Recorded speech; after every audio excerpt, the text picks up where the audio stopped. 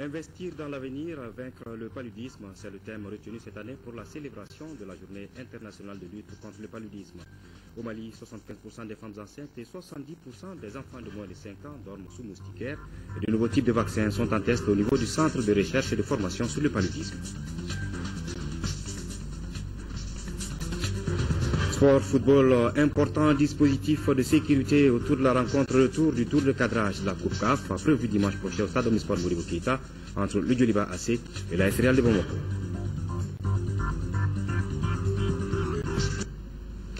Mesdames, Messieurs, bonsoir, merci de rester sur le programme de l'ORTM et bienvenue au journal. Le président de la République est arrivé hier soir du Maroc. Ibrahim Boubacar Keïta prenait part dans le royaume chérifien au Salon international de l'agriculture. Il a été accueilli à son arrivée, comme vous le voyez sur ces images, par le Premier ministre Moussa Mara, les membres du gouvernement, les présidents d'institutions et de nombreuses autres personnalités. Le président de la République, hier à son arrivée du Maroc à l'aéroport international de Bamako, c'est nous, accueilli par le Premier ministre, des membres du gouvernement, des présidents des institutions et de nombreuses autres personnalités.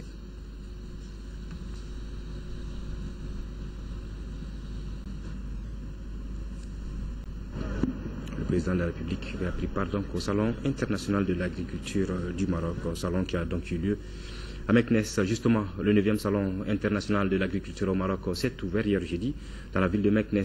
C'était en présence du président de la République, Ibrahim Boubacar Keïta. Une occasion pour le chef de l'État de visiter les nombreux stands d'exposition des produits agricoles. Rappelons que le Mali y est présent avec une centaine d'exposants. Le récit de la visite des stands avec nos envoyés spéciaux d'Issi Sissoko et d'Emawan. Arrivé à 13h30 heure locale, 12h30 GMT, au 9e Salon international de l'agriculture au Maroc et accompagné du président de la République de Guinée, professeur Alpha Condé, et de son Altesse royale, le prince Moulay Rachid, le président de la République, Ibrahim Boubacar Keïta, a passé près de 3 heures de visite dans les stands d'exposition des produits agricoles. Et oui, c'est le temps qu'il leur a fallu pour passer dans tous les stands, ou presque, aménagés sur une superficie de 20 hectares. 3 heures pour apprécier dans les détails les produits du terroir, thème de cette 9e édition, avec la participation d'une cinquantaine de pays, dont une forte présence africaine, pas moins de 14 pays représentés, 1000 exposants, 1 million de visiteurs attendus et l'Union européenne comme invité d'honneur. C'est donc dans la bonne humeur que les deux présidents et le prince se sont prêtés au jeu. Tour des stands, avec séance de poignée de main, et échange d'amabilité avec les exposants. Rien, ou presque rien, ne leur a échappé. Les produits agricoles, en passant par l'élevage, avec par exemple les chèvres, les moutons et des bœufs impressionnants, la pisciculture, les machines et les techniques agricoles, bref, des milliers de produits du terroir. L'une des attractions phares du Siam, ce sont bien les stands d'exposition des pays invités comme le Mali. Cette année, le Mali est venu en force avec plus d'une centaine d'exposants. Ici, l'on vient découvrir ou redécouvrir les potentialités et les richesses du pays. Le karité, les céréales, les mangues, aussi belles que diversifiées, pas moins de 14 variétés sont présentes au salon. Une fierté donc pour le président de la République qui a tenu à venir apporter son soutien et son accompagnement à ses compatriotes. Les danses d'Ogon ont émerveillé l'Assemblée ainsi que le groupe de Neba Solo. Le Salon international de l'agriculture au Maroc, Siam, se poursuit et la richesse de cette 9e édition prouve une nouvelle fois que le Siam est un rendez-vous incontournable de l'agriculture africaine, voire mondiale.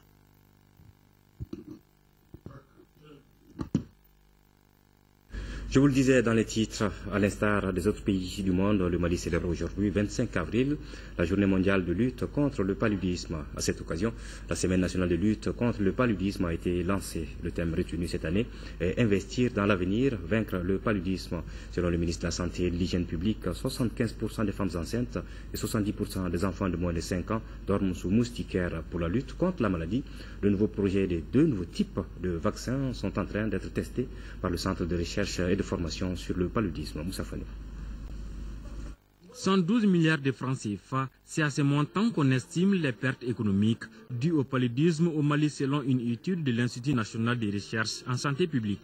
Rien d'étonnant donc si la lutte contre le paludisme est devenue l'une des priorités du gouvernement. L'État, à travers ses partenaires de développement, a entrepris l'intégration et la mise en œuvre de stratégies de lutte efficaces contre la maladie. La confirmation systématique de tous les cas de paludisme, le traitement précoce et approprié des cas confirmés, l'utilisation de moustiquaires imprégnés d'insecticides à longue durée d'action, le traitement préventif intermittent à la sulfatoxine pyriméthamine chez les femmes enceintes, la pulvérisation intradomiciliaire.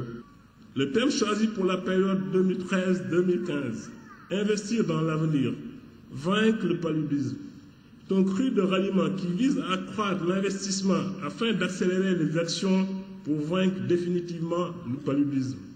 Le paludisme a constitué 39% des motifs de consultation en 2013. Malgré cette situation, certains progrès ont été réalisés. 75% des femmes enceintes et 70% des enfants de moins de 5 ans dorment sous moustiquaires imprégnés d'insecticides. 1 400 000 moustiquaires imprégnés à longue durée d'action ont été distribués. Selon le Premier ministre Moussa Mara, le gouvernement restera mobilisé pour la lutte contre le paludisme. Nous appelons vraiment tous les Maliens et tous les Maliens à avoir un comportement de prévention contre le palu et nous réaffirmons en même temps l'engagement des autorités, du gouvernement, du président de la République pour lutter farouchement contre le palu, soutenir la richesse et faire en sorte que très rapidement on puisse arriver à des vaccins qui vont accroître les efforts qui ont été fournis et qui vont permettre de réduire de manière significative les impacts de cette maladie sur la santé de nos populations et sur l'économie de notre pays. La cérémonie a pris fin par la visite des stands et le test de diagnostic rapide subi par le Premier ministre en personne. Sur place, le résultat donné est négatif. Le chef de gouvernement a invité la population à imiter ces gestes.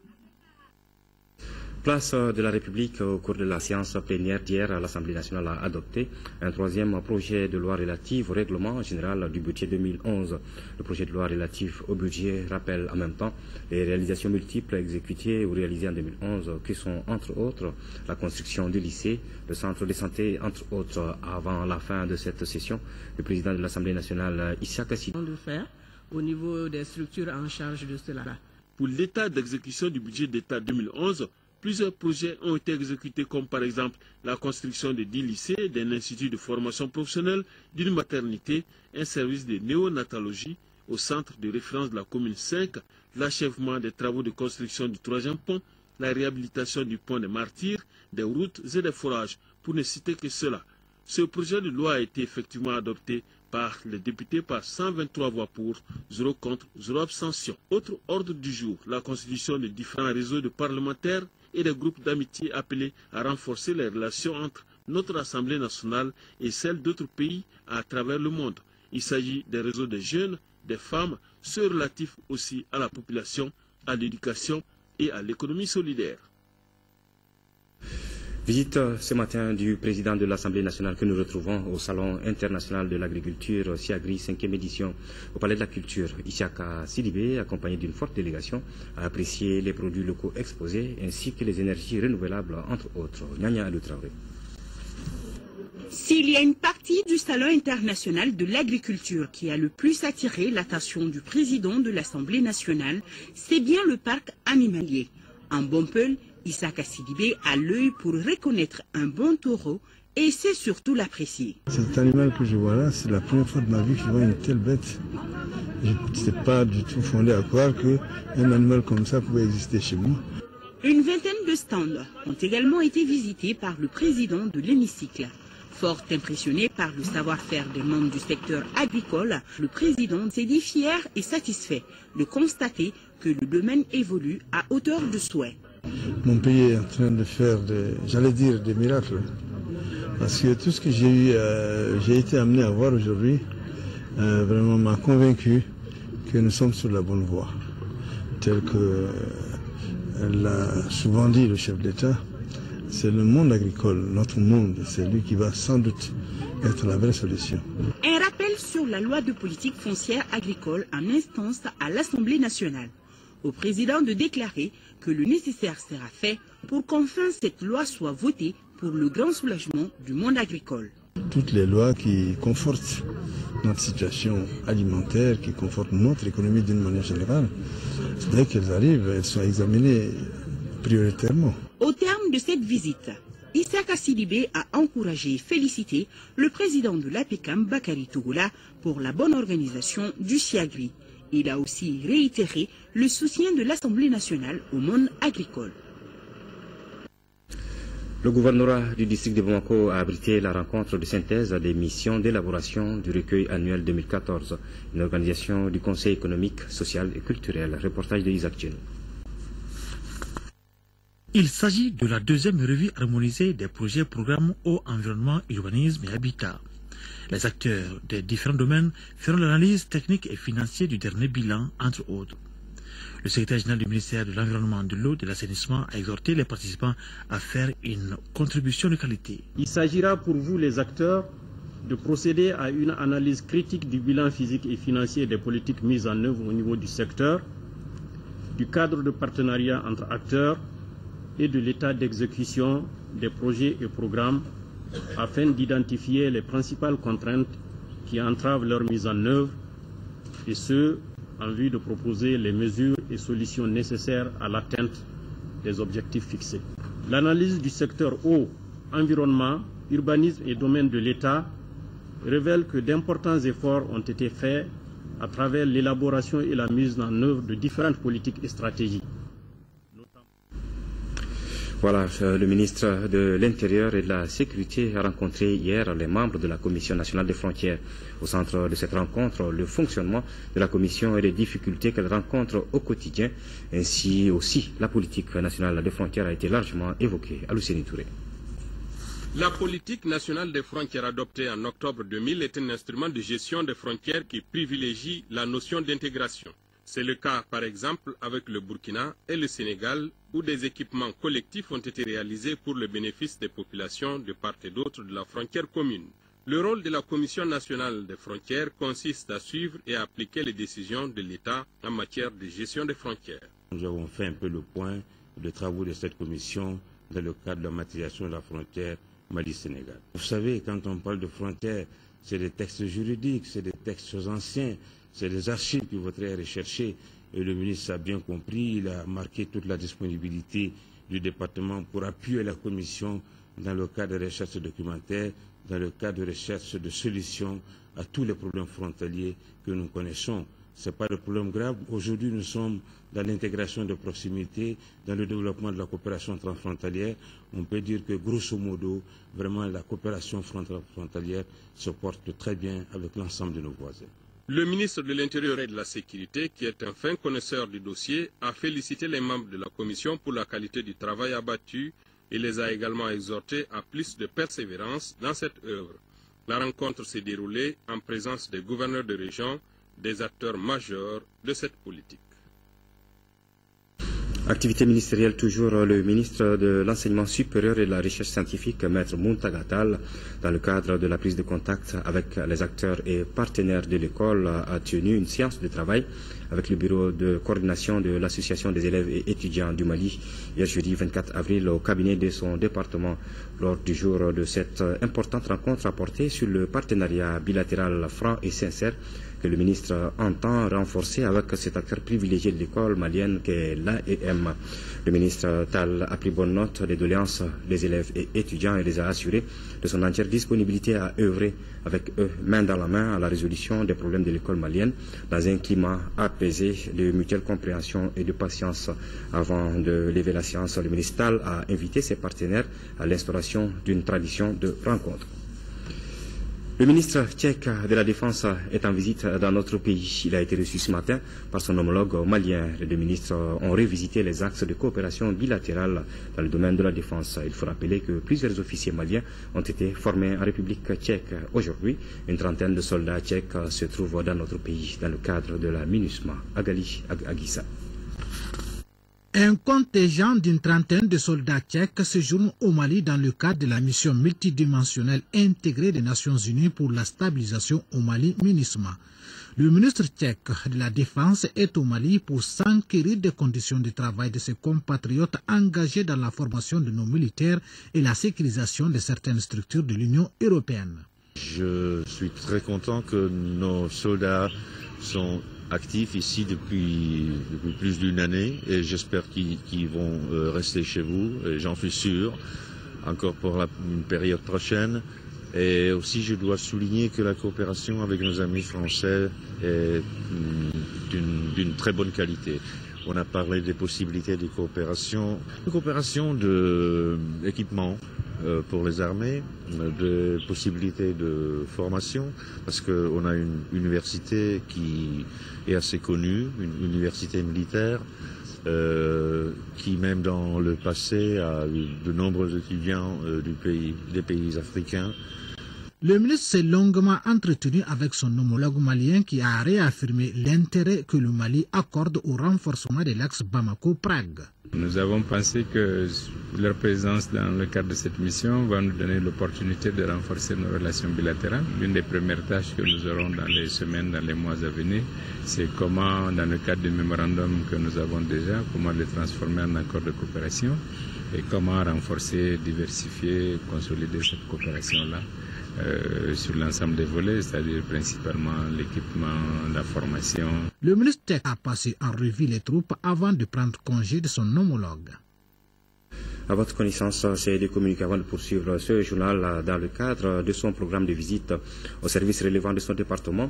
Madame le ministre de la Culture, accompagnée d'une forte délégation composée des membres de son cabinet, du secrétariat général et des journalistes, a entrepris hier jeudi 24 avril une visite qu'il a conduite respectivement au bureau malien du droit d'auteur, à la Tour de l'Afrique, au palais de la culture Amadou Ampateba, au siège de l'Union des associations des artistes, de promoteurs et éditeurs du Mali.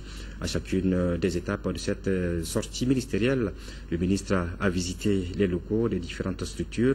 Les directeurs, au cours d'une séance de travail élargie au personnel, ont eu à présenter le service avant d'évoquer les difficultés rencontrées dans l'accomplissement de leur mission.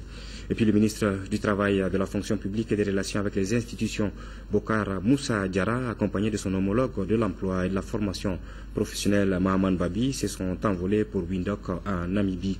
Dans la capitale namibienne, les deux ministres prendront part à la session spéciale de la Commission du travail et des affaires sociales de l'Union africaine, dont le thème porte sur emploi, éradication de la pauvreté et développement inclusif. Un an après son intronisation royale, William Alexander souffle également ses 47 bougies. Pour célébrer ces deux dates anniversaires, l'ambassadeur du Royaume des Pays-Bas au Mali a offert un dîner au corps diplomatique. C'était en présence de plusieurs membres du gouvernement. Fatma Takoni. Une bonne partie des membres du gouvernement a fait le déplacement pour célébrer l'anniversaire du roi Willem Alexander du Royaume des Pays-Bas, le fils aîné du prince Klaus van Amsberg et de la reine Béatrice est le 27 avril 1967. Une date anniversaire que le Royaume des Pays-Bas célèbre désormais avec ses partenaires. Le roi Willem Alexander qui prône le respect de l'égalité de tous. L'année passée, les Pays-Bas fait taire le nouveau roi, Willem-Alexander, avec une fête populaire unissant tous les Néerlandais. Samedi prochain, une année après, nos citoyennes et citoyennes, venant de par le monde, fêteront ensemble les valeurs qui nous unissent. Le roi, par sa présence dans certaines villes, valide cette fête citoyenne des valeurs démocratiques et d'état de droit. Je souhaiterais que le partenariat entre vous et la mission soit de plus solide et dirigé par vous-même. La communication sur ce partenariat importe pour les citoyens maliens et étrangers. La citoyenne malienne et les citoyens maliens sont au centre de ce processus de changement. Je voudrais peut-être profiter pour remercier les Pays-Bas, surtout pour la qualité de la coopération entre nos deux pays. Féliciter, souhaiter un bon anniversaire au roi des Pays-Bas. L'ambassadeur qui a su mettre l'accent non seulement sur la qualité des relations entre le Mali et le Pays-Bas, mais qui a su aussi rappeler je crois que la communauté internationale quant à son devoir vis-à-vis de notre pays et notamment ce que le MINUSMA doit avoir comme comportement à l'intérieur du pays. L'ambassadeur Brouwer a ensuite assisté à une exposition photo sur les manuscrits de Tombouctou, accompagné de ses invités. Il faut rappeler que le roi Willem Alexander des Pays-Bas est né le 27 avril 1967 et il a été intronisé le 30 avril 2013.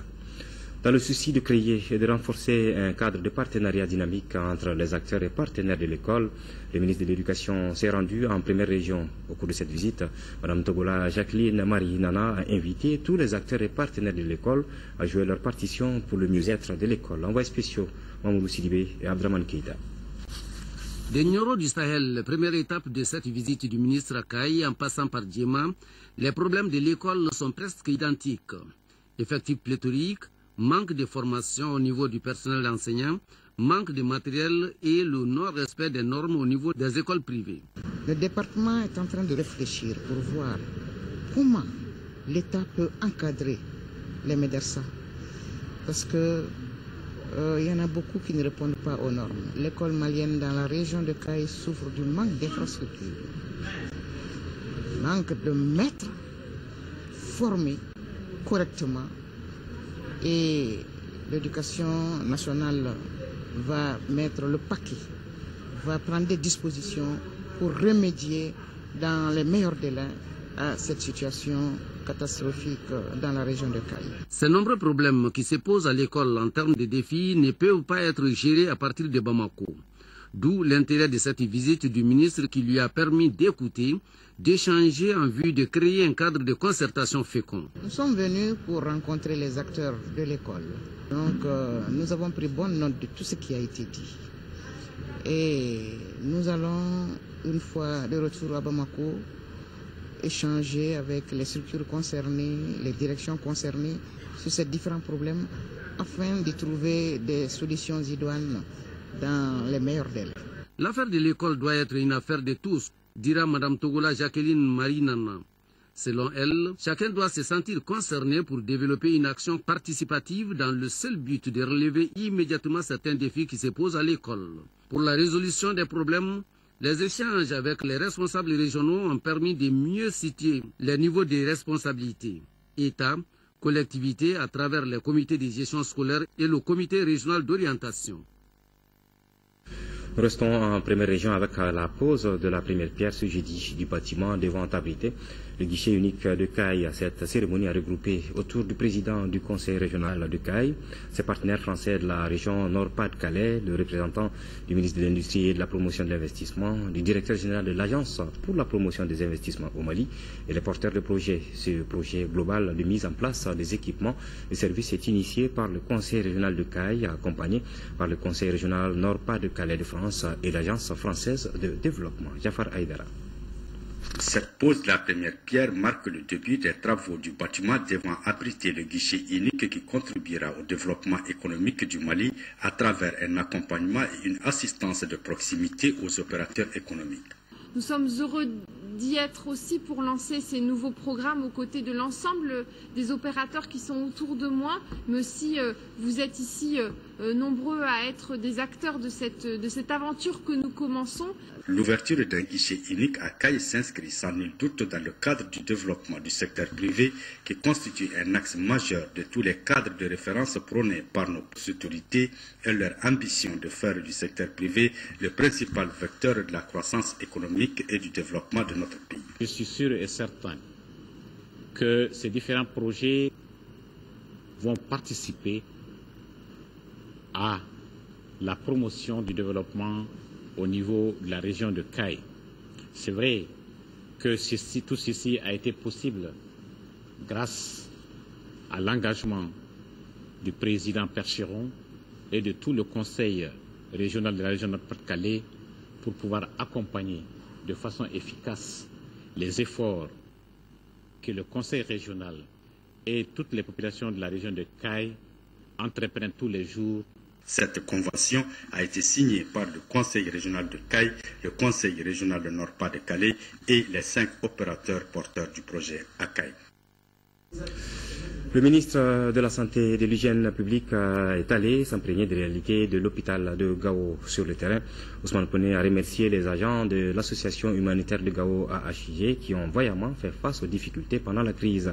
Le ministre a également écouté le nouveau directeur général sur les préoccupations de sa structure. Compte tenu des contraintes de son calendrier, un programme de visite plus détaillé sera exécuté prochainement. Reportage de Daouda Zoumana Traoré. Cette visite se situe dans le cadre de la mise en route des structures sanitaires après la crise. L'hôpital de Gao, qui a connu d'énormes dégâts, n'arrive pas à s'épanouir malgré les efforts fournis par les quelques agents présents. Les difficultés auxquelles l'hôpital de Gao est confronté sont le manque de spécialistes, la vétusté des matériels de travail, le manque de mise à niveau du personnel parmi plusieurs autres. Les assises du conseil d'administration, qui nous paraît être très essentiel. Ce conseil non seulement va nous permettre de valider la programmation 2014, mais ce conseil permettra également de discuter de certains dossiers très brûlants, de l'hôpital. Le gouvernement du Mali, déterminé à relancer les activités de l'administration publique, mettra tout en œuvre pour satisfaire les préoccupations de l'hôpital, rassure le ministre Koné. Déjà, il a apprécié le comportement positif des agents de l'association humanitaire de Gao qui ont passé la gestion à la direction générale après avoir tenu tête aux terroristes dans un passé récent. Nous sommes venus pour nous imprégner de la situation de retour des services de santé à Gao et nous entretenir avec l'ONG nationale, l'action humanitaire de Gao, qui avait assuré la gestion de l'hôpital et la prestation des services de soins pendant la crise. L'intention, c'était de remercier cette association pour sa contribution à l'assistance des malades pendant les périodes difficiles et envisager ensemble des solutions pour les périodes à venir en ce qui concerne l'emploi de ces jeunes-là et la reprise des activités normales de gestion dans l'hôpital. La délégation a fait un bref passage à l'hôpital de Gao avant de s'entretenir avec le président de l'AHG à l'aéroport. En 5e région, le chef d'état-major général des armées maliennes vient de boucler une visite de prise de contact de 24 heures dans la zone de défense numéro 6. Objectif, échanger avec le personnel militaire sur les préoccupations essentielles des forces armées, notamment le processus de réforme en cours. Yacouba Maïga. Le camp Balobo Bari de l'armée de terre de Sévaré, ce mercredi 23 avril 2014. C'est ici, au poste de commandement de la zone de défense numéro 6, que le chef d'état-major général des armées a eu des échanges fructueux avec les officiers, les sous-officiers et les hommes de rang. Le général de division Maman Touré était venu d'une part accomplir un devoir de mémoire et d'autre part magnifier le rôle déterminant que Sévaré a joué pour venir à bout des envahisseurs. Je viens d'abord m'incliner devant la mémoire de tout ce que nous avons perdu, civil et militaire, et ensuite voir l'état de préparation opérationnelle et ensuite les dispositions que nous pouvons prendre ensemble pour faire des recommandations au commandement. Des préoccupations, il en a été question, notamment l'amélioration des conditions de vie et de travail du personnel militaire. Aussi, ils n'ont pas passé sous silence l'épineuse question des primes de présence opérationnelle qui continue d'alimenter les débats. Quand vous êtes dans la zone des opérations, vous bénéficiez de cette prime que nous allons essayer encore de réévaluer. Et cette prime, à terme, va disparaître. Le chef d'état-major général des armées n'a pas manqué également de saluer les efforts des plus hautes autorités dans le cadre de la réorganisation et la restructuration pour bâtir une armée véritablement républicaine, ainsi que l'intensification de la coopération bilatérale et internationale en vue de renforcer les capacités d'intervention, d'assistance humanitaire et de maintien de la paix de nos forces armées. Le gouvernorat du district de Bamako a abrité la rencontre de synthèse des missions d'élaboration du recueil annuel 2014, une organisation du Conseil économique, social et culturel. On retrouve les actuels. Le Conseil social, économique et culturel au cours de cette session a fait l'état des insuffisances, des attentes et des besoins dans les différents secteurs tels que l'agriculture, l'eau, l'électricité, la santé, le développement social et la jeunesse. Au cours des travaux, les solutions proposées seront également examinées. Un exercice conforme à la constitution malienne. Le Conseil a obligation de recenser les besoins, les préoccupations des populations sur l'étendue du territoire et dans les agglomérations extérieures. C'est à ce titre encore que nous nous retrouvons ici. Je pense que c'est avec beaucoup de détermination et surtout de disponibilité que nous le faisons. Le Premier ministre Moussa Mara a accédé à l'une de nos doléances qui consiste à obliger le premier responsable du gouvernement à venir se prononcer par rapport au niveau d'exécution des doléances ou des préoccupations que les différentes populations du Mali ont eu à faire pendant l'année précédente. Ce recueil est le fruit d'une mission qui a sillonné les différentes communes du district. Environ 20 millions de francs CFA, c'est la valeur d'un don que la mairie de Marcala et sa jumelle de France, La Flèche, viennent d'offrir au centre de santé de référence de la ville. La cérémonie de remise s'est déroulée jeudi sous la présidence du sous-préfet de Marcala. Reportage de Foussine Diara. Ce don est composé d'une ambulance médicalisée, de matériel et de médicaments.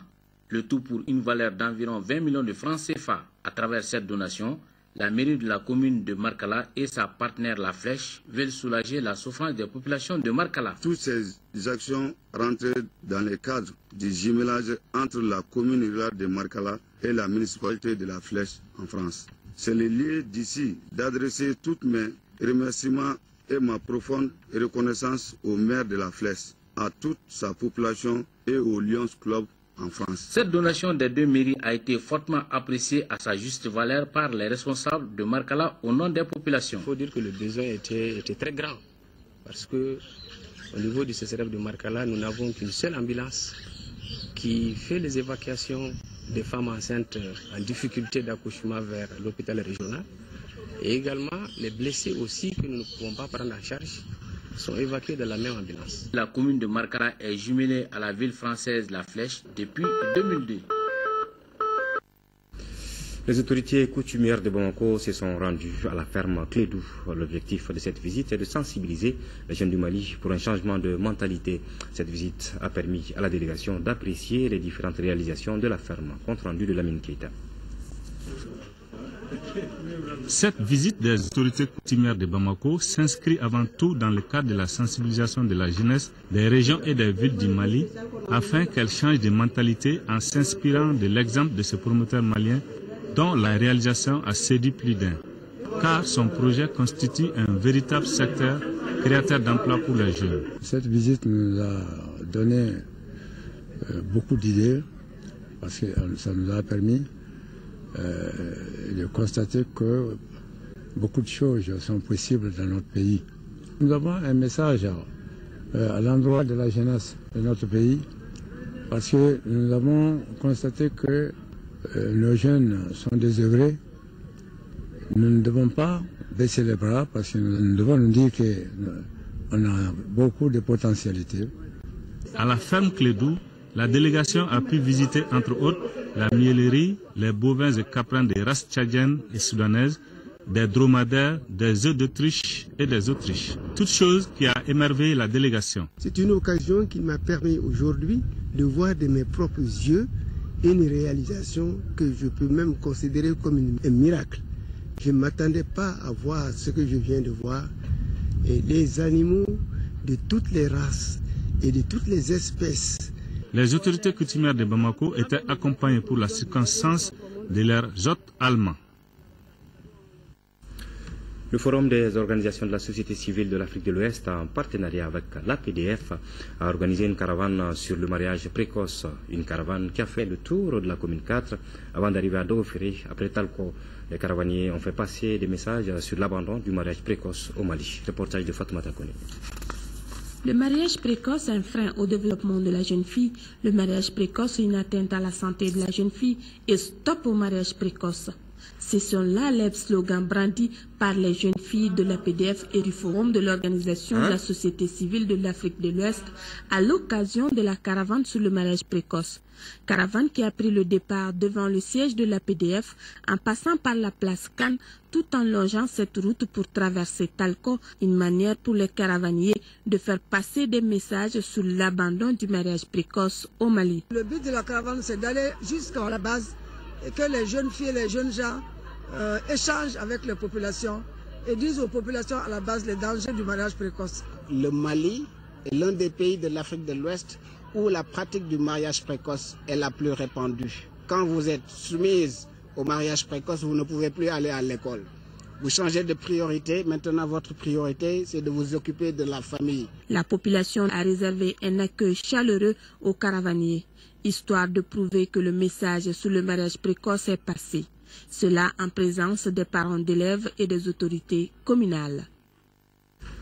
En deuxième région, tenue hier jeudi à la mairie de Banamba de l'édition 2014 du mariage collectif, plus de 87 unions sont célébrées officiellement dans les mairies de Banamba et du village d'Ouleni. À l'instar de la région de Koulikoro, les ressortissants de Banamba résidant dans d'autres régions du Mali et de l'extérieur ont également célébré plusieurs mariages dans les mairies, les mosquées et les familles, une tradition bien respectée au profit de l'épanouissement de la culture malienne. Brema Kone. Il y a des jours que nous mettons à profit pour contribuer à promouvoir le respect de nos us et coutumes. Aussi, ces jours marquent-ils le bonheur des communautés rattachées à leur culture. Ce jeudi 24 avril 2014, jour du mariage collectif de Banamba, en est un. Cette année, plus de 87 couples ont signé leur union pour de bon. Nous sommes en train de faire la promotion de l'état civil par rapport à ce mariage. Et inciter les gens à venir à la mairie célébrer les mariages civils. Donc au-delà, il y a des centaines de mariages qui sont autour de Banamba, à Banamba, autour de Banamba et à l'extérieur de Banamba. Même à l'extérieur du Mali, aujourd'hui tous les Banambais se marient. Cet événement historique est rendu possible grâce à la bonne collaboration de la nouvelle parfumerie Gandour Côte d'Ivoire, Universelle Beauté Jules Saint-Para, les autorités communales et les ressortissants de Banamba à l'extérieur. Au Mali, principalement à Banamba, le mariage est un acte religieux, social et civil. Cependant, pour être valable, les couples doivent se présenter devant les maires ou l'officier d'état civil, car le mariage est une institution qui protège la famille. Un tirage au sort aura permis de distribuer d'autres cadeaux de mariage à une douzaine de couples. Mamadou Sissogo et son épouse Tatasso, détenteurs des fauteuils, ont été les gagnants du gros lot de ce tirage. L'édition 2014 du mariage collectif de Banamba aura été une grande satisfaction selon les mariés, les chefs coutumiers, les élus et les populations. Tous prônent le rayonnement de leur identité culturelle. Heureux ménage donc à tous ces nouveaux mariés. L'association des ressortissants de Gogi dans le cercle de Nioro a procédé hier matin à la remise symbolique des clés du poste de sécurité de Gogi à la frontière Mali-Mauritanie aux autorités de la défense, entièrement financées par les populations. Pour les FAMA, le poste porte le nom de l'adjudant-chef Bernabé Diarra, décédé en 1987 à la suite d'une opération de défense des populations. Ibrahima Tchokari. Le poste de sécurité de Gogi est construit sur une initiative propre de l'association des ressortissants de la localité. Sa construction a coûté aux populations près de 100 millions de francs CFA. Un geste gracieux à l'endroit des forces armées maliennes FAMA qui participent au renforcement des liens armée-nation. Nous ne nous lasserons jamais de réaffirmer toute notre reconnaissance à tous ces hommes et toutes ces femmes qui ont inlassablement œuvré pour la réussite de cette entreprise. Le poste de sécurité de Gogi joue un rôle important dans la sécurisation de nos populations frontalières en particulier et d'une bonne partie du Sahel occidental en général. Composé de 5 dortoirs avec terrasse, l'infrastructure réceptionnée devra améliorer les conditions d'hébergement des forces armées et de sécurité. Toute chose qui devra aussi leur remonter le moral après la situation difficile que notre pays a connue. Cette cérémonie de remise de clés est une symbolique forte, à savoir l'entente et la bonne collaboration entre forces armées et population. C'est le lieu et l'occasion de reconnaître, saluer et féliciter le dévouement patriotique des braves populations du cercle de Nioro en général et celle de Goki en particulier, qui se sont mobilisés au-delà de toutes les vicissitudes de la vie pour offrir à leur armée un poste de sécurité digne de ce nom. Dans un futur très proche, l'Argo, association des ressortissants de Goki, procédera à la réalisation du mur de clôture, à la construction de 2 miradors et à l'achat d'un groupe électrogène pour un coût estimé à près de 400 millions de francs CFA. L'exemple de Gogi à l'endroit des Fama doit inspirer d'autres localités du Mali. Sport football, le Djoliba AC reçoit ce dimanche l'AS Real de Bamako, un match retour qualificatif à la phase de poule de la Coupe de la Confédération africaine de football. Les mesures ont été prises afin que cette rencontre se passe sans incident. Khalifa Namatraoui. La Fédération malienne de football s'active afin que les matchs de football soient de véritables fêtes. La rencontre allée AS Real Djoliba Athletic Club du tout le cadrage de la Coupe de la Confédération ayant donné une nette satisfaction du point de vue sécuritaire et le bon comportement des supporters, les responsables du football entendent maintenir cette dynamique. Ainsi, des mesures sont désormais prises pour éviter toute violence dans nos stades. Aucun débordement ne sera toléré lors du Djoliba Athletic Club AS Real de ce dimanche. Il y aura une fouille systématique de tous les véhicules. Et les supporters aussi, il y aura une palpation des supporters pour qu'on soit sûr qu'il n'y a aucun objet pouvant servir de projectile. Ceux qui n'ont pas de carte délivrée par la Fédération de football n'auront pas accès au salon d'honneur ni à la loge A. On demande au public d'être fair-play. Les associations des supporters du Djoliba AC et de l'AS Real sont conscientes de l'enjeu de la confrontation qui validera pour une des deux équipes la place en phase de groupe de la Coupe de la Confédération. Qu'à cela ne tienne, les états-majors appellent au fair-play. Au Djoliba, nous sommes dans une phase de reconstruction et nous entendons nous atteler à ça. C'est ce qui nous préoccupe aujourd'hui. Les résultats sportifs, ce sont de bonnes choses, mais je dis bien, la construction du club est infiniment plus importante que tout. À cet effet, nous avons commencé par sensibiliser nos supporters et les orienter toute leur énergie vers cet objectif. Le match allait se passer dans d'excellentes conditions, comme l'a souligné les journalistes, particulièrement le RTM. Il y avait une très grande ferveur qu'on a rarement vue au stade Modibo Keïta. Et le match s'est passé dans de très bonnes conditions. Les gens sont partis à la maison sans aucun incident, dans le fair play. C'est ce que nous demandons, qu'on vienne supporter une équipe et qu'on manifeste toute sa joie et toute sa peine uniquement au niveau des tribunes, sans gêner l'autre et qu'on parte à la maison tranquillement. Donc c'est ce message de fair play qu'on réitère et qu'on demande aux supporters. Tous les acteurs de la discipline doivent s'impliquer afin que le football soit un des principaux vecteurs de la bonne image du Mali.